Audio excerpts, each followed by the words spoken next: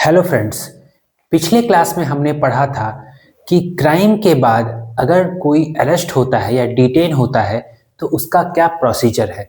ठीक है, आज हम लोग देखेंगे कि बेल का क्या प्रोसीजर है। ठीक है ना। और मैं जो प्रोसीजर बता रहा हूँ वो एक फुल फ्लेजेड प्रोसीजर नहीं है। ये एक शॉर्ट तरीके से आपको कोई भी लॉ का प्रोसीजर समझने का एक तरीका है।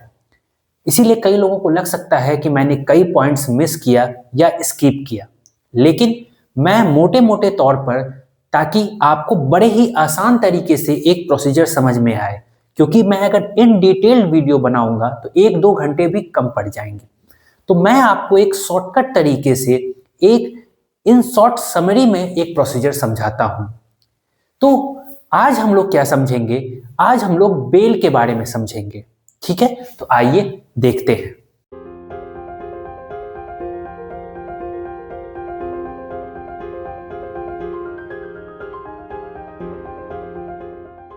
तो जो पिछले क्लास में हमने देखा था क्राइम के बारे में, कि क्राइम से जो है, जब क्राइम होता है कहीं पर तो क्या होता है कि पुलिस अरेस्ट करती है या डिटेन करती है।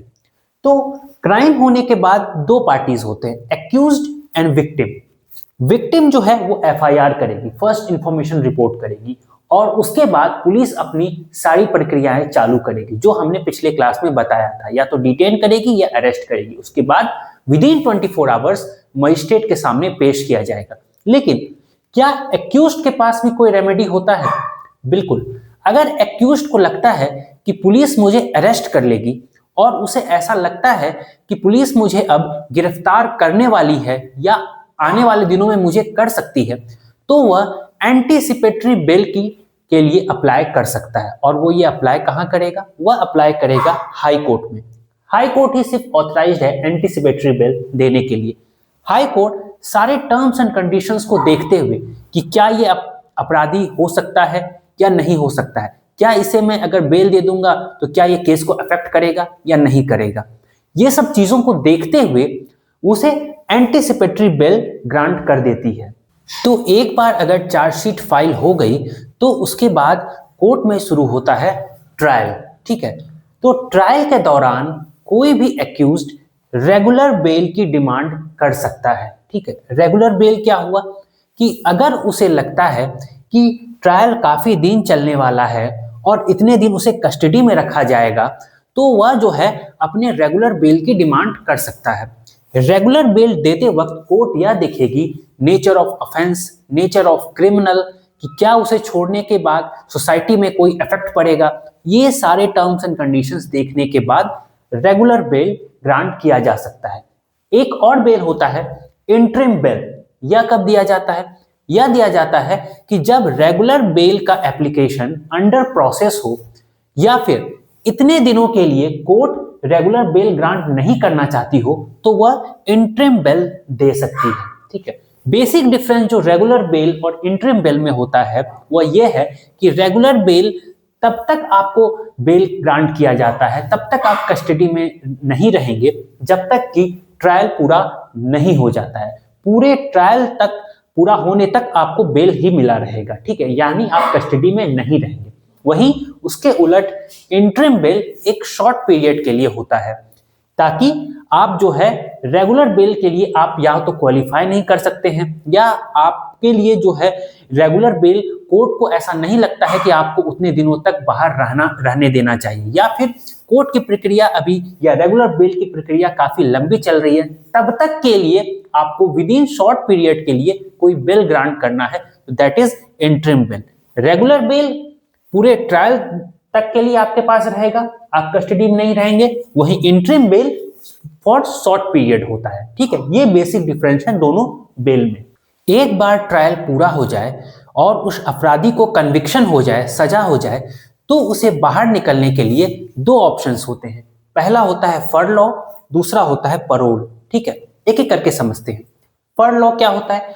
अगर किसी अपराधी को लंबे समय तक की सजा दी जाए, जैसे कि 10, 15, 20 साल की सजा दी जाए, उस कंडीशन में हो सकता है कि वह कोर्ट के फैसले के कारण डिप्रेशन में चला जाए, या फिर इतने लंबे समय तक जो है वो अंदर रहे, जेल के अंदर रहे, तो उसे लाइफ जो है मोनोटोनस लग सकती है, एक ही जैसा जो है उसके साथ रोज एक ही घटनाएं घटित होंगी। तो वह इतने लंबे समय तक अगर किसी भी व्यक्ति के साथ एक ही दिनचर्या रहे, ना उसे फैमिली वाले से मिलने दिया जाए, ना उसे बाहर की दुनिया देखने दिया जाए, तो अफकोर्स सी बात है उसके मानसिक संतुलन पर प्रभाव पड़ेगा। साथ ही साथ उसका गुड बिहेवियर भी देखा जाएगा, good conduct and good behaviour भी देखा जाएगा। यह देखते हुए उसे जो है कुछ दिन के लिए बाहर निकलने की अनुमति दी जाती है, जहां पर कि वह अपने फैमिली वालों से मिल सकते हैं, फैमिली गैदरिंग कर सकते हैं, सोशल मीटिंग्स कर सकते हैं एक्सेट्रा, और उसे वापस फिर जेल में आना पड़ेगा। वहीं दूसरी तरफ होता है परोल, जिसका मकसद होता है कि अगर आपके लाइफ में या आपके फैमिली में कोई इमरजेंसी आ गई हो, ठीक है, हो सकता है किसी की डेथ हो गई हो, कोई बीमार हो गया हो, या किसी बाल बच्चे की शादी हो, तो इस इमरजेंसी कंडीशन में आपको शॉर्ट टर्म के लिए बाहर जाने दिया जाता है, उसे हम कहते हैं परोल। ठीक है, दोनों में जो डिफरेंस होता है वह क्या होता है?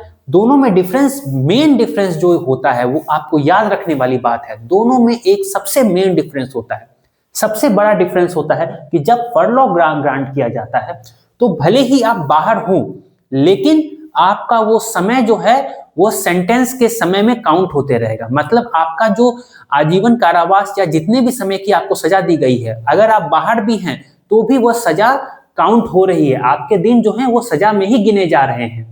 लेकिन परोल में जो है ऐसा नहीं होता है, जितने दिन आप परोल में बाहर हैं उतने दिन आपकी सजा नहीं गिनी जाएगी, वह माना जाएगा कि आप बाहर आजाद घूम रहे हैं। तो फरलॉ में आप बाहर भी हैं तो आपके वो दिन जो हैं सजा के दिन के तौर पर ही गिने जाएंगे, लेकिन परोल में ऐसा नहीं होता है। ठीक है, तो ये था एक बेसिक चीज जो कि बेल किस तरीके से काम करता है, और एक बार कन्विक्शन होने के बाद किसी भी एक्यूज्ड को या कोई भी कन्विक्ट पर्सन को क्या क्या रेमेडीज होती हैं। होप सो आपको ये वीडियोस नेसेसरी रूप से काम कर रहे हो आपके लिए, और आपको का कॉन्सेप्ट क्लियर हो रहा हो। ठीक है, मिलते हैं अनदर वीडियो में, तब तक के लिए थैंक यू।